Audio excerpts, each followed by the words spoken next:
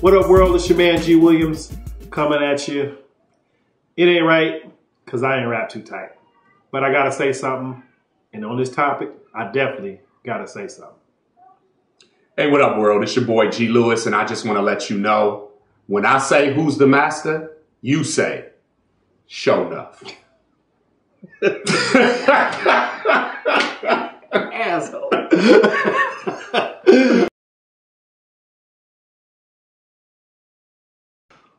There's a topic that we got to come to you and talk about today, and it's something that is seriously affecting our community. And for all those who are watching who may not be consider themselves as Black and or African American, this show is definitely for you too. So you can gain an understanding. And at minimum, what we're asking you is to, at minimum, practice a piece of empathy to understand that in this country today, we are faced with a decision. And that decision for many Black African American people is comply or die. Okay? It's no secret. You've seen throughout the regular TV media, print media, social media, that every week a new video surfaces, a new story surfaces where a Black person is either brutally beaten and or murdered by law enforcement throughout this country. And so the Book of G has to address this topic and really get some understanding of what it is or what it means to comply or die. What do you have to say on that, man? Well, I mean, when we talk about comply or die, there's two groups of people out there. There's the group that says, forget that. I'm cool with that. Comply, do whatever they tell me to do stuff. And then you have the group that says, if you would just do what they tell you to do, then you make it home alive. We go get into how we feel about that perspective, because that's a perspective that I'm definitely not a supporter of. But do you want me to just jump in, or go jump right in? Okay, let's talk about psychology for a minute. The relationship between law enforcement and the minority communities, it can only have one result. It's supposed to be damaged, right? A lot of law enforcement says, well, if people would just do what we tell them to do, then we don't have a problem. Bernie Sanders, who's running for president, is an independent, running as a Democrat. He said in one of his speeches, we must address the lingering and unjust stereotypes that has led to the labeling of Black youths and Blacks as thugs. It's time to stop demonizing minority communities. The reason why I used this statement from Bernie Sanders is because it's very important that we know who we are voting for and what it is and that they stand for before we vote for them, not just what party they're in. But he's making a clear statement that's saying that he is acknowledging racism in America. He is acknowledging that it exists. The funny thing is as Americans, we will admit that stereotypes exist.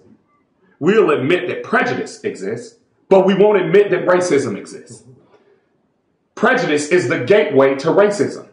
You take prejudice and you add power, mix and stir, and you have racism. So people with power that have prejudice will practice or have the ability to practice racism. And the fact that he acknowledged it is part of the problem why this is even happening. Because police have been given like a blank sheet to be able to perform their job without being checked or without being controlled or without being professional, because Americans look at the situation as if they are performing professionally and justly in every situation, because they don't view them as human beings. Human beings have the ability to be flawed. Human beings have the ability to have prejudice. Human beings with prejudice and power have the ability to be racist. So when you look at it from that perspective, then you understand that it's always possible that that exists, which means there needs to be checks and balances to prevent that. But I don't want to dominate the time. I want you to get in there and tell me some stuff too. Absolutely. You've heard me say it before, and you've just touched on it. Racism, the system of white supremacy is alive and well. And it is alive and well across the judicial system in this nation. Okay? And the very first level of that judicial system is law enforcement. You know, as we touched on history a little bit, policing in this country really started back in the 1865 once the Emancipation Proclamation took place and slaves were released. And their sole purpose was to catch those blacks who were newly freed and put them back into servitude, and evolved to the modern day of what policing is. It's a classist organization that protects the wealthy from the poor. And far too long have they been able to operate with impunity, without any accountability, and wreak the havoc that they have upon the communities of color across this nation. Again, we have seen countless cases in the news. At the time of this recording, one of the most major and national story is the story of Sandra Bland, who, for a simple traffic violation, ultimately ended up losing her life within a judicial system, within a law enforcement system that gave no care about a black life that really mattered. And so if we are going to address this topic, we're going to talk about it in its reality.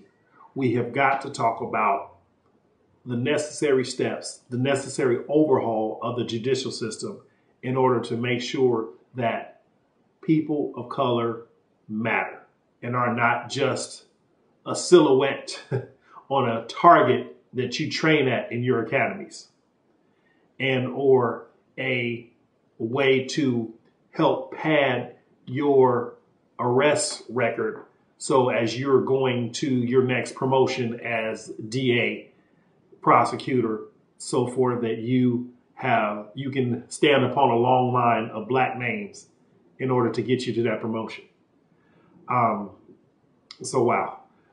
Let's transition here and talk about the viewpoint of complying, because we honestly have two strong feelings that are similar when it comes to the phrase of comply. I divert to you.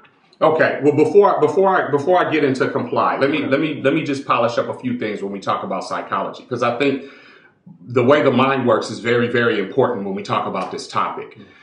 You hear the 99% rule a lot of times, especially since all these things have been happening with law enforcement. And law enforcement says, hey, 99% of officers are doing their job. They're doing what they're supposed to do. They're doing right. Now we have our feelings about that philosophy, but here's where the part about logic doesn't come into play. So if you feel like, and you would like us to believe, in spite of what we're seeing on television, is that 99% of law enforcement officers are doing their job and doing it the right way, yet you don't have that same perspective about 99% about the neighborhoods in which you practice law enforcement.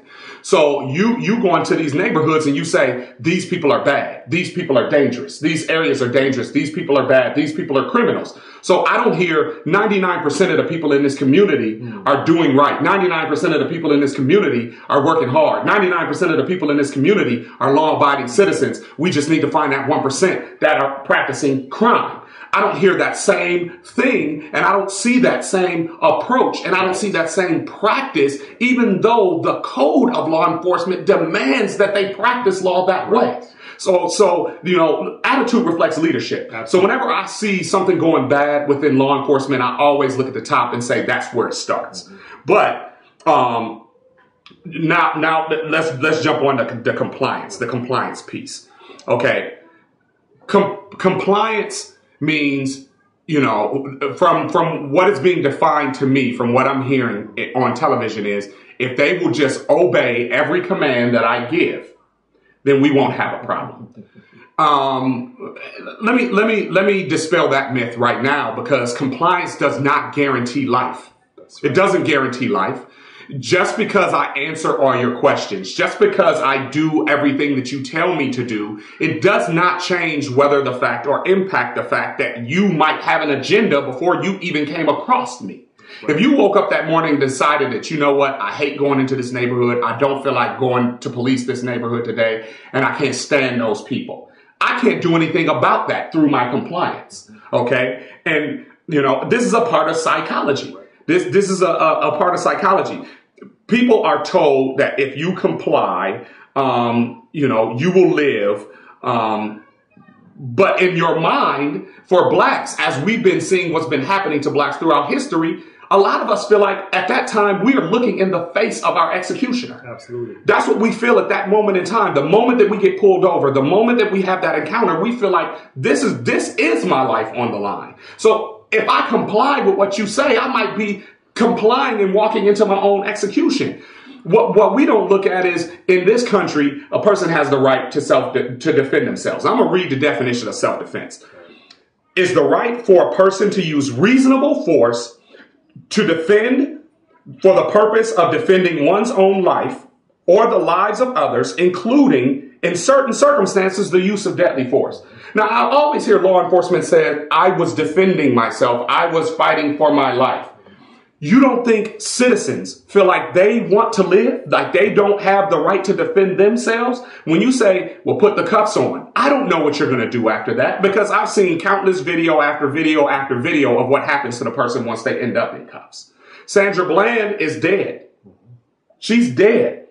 We still don't know how. They're telling us all these different things that could have possibly have happened to her. But my thing is very, very simple. Why was she there to begin with?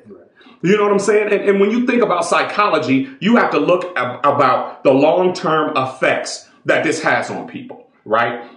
So the worst thing you can do to somebody that's a victim is tell them you don't believe them when they say something happened or when they say something's wrong. That's something that victim advocates have been talking about for years with women. When they get raped, they say that's the worst thing you can do to them. Well, black people have been saying for a very long time that there is something wrong, and America has constantly been telling us, nah, not y'all. Y'all making that up. That's on TV. So what are we supposed to do? How are we supposed to respond? From a mental standpoint, how are we supposed to decipher living in a country that has told us that how we feel, how we live, and how we're treated doesn't matter? That's right.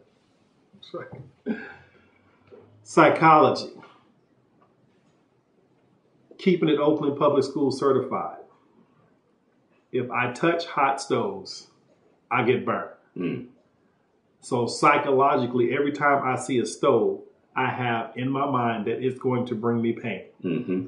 The black community, every time we see a police officer, we have been conditioned for pain.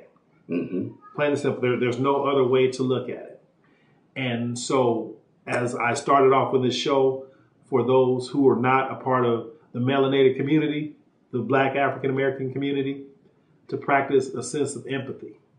Because if Jews don't have to forget the Holocaust, if the American people are saying never forget 9/11, I'm saying don't forget the pain that has been pushed upon our people since our arrival into this country under shackles.